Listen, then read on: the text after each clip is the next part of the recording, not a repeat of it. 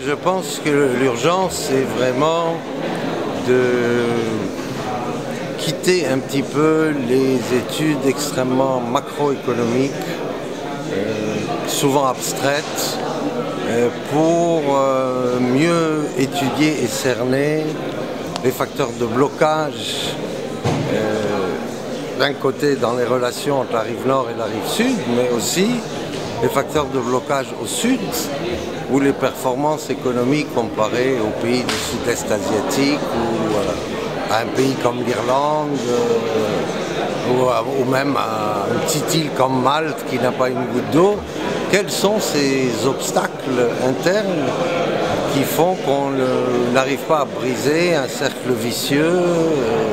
On peut l'appeler économie de rente, on peut appeler un cercle vicieux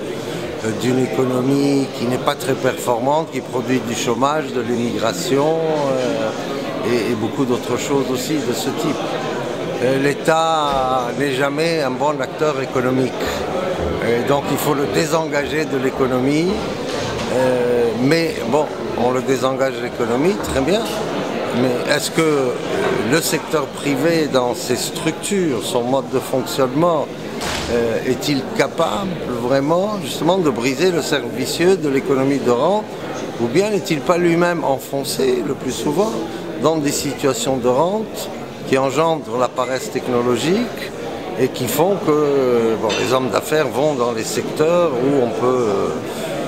on peut faire les plus hauts taux de profit, le foncier, le tourisme de masse, la distribution commerciale,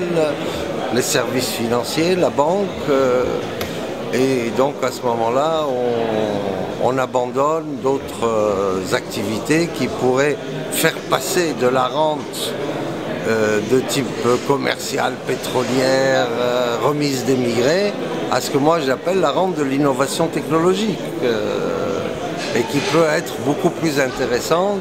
y compris pour le secteur des affaires, mais aussi pour l'ensemble de la population,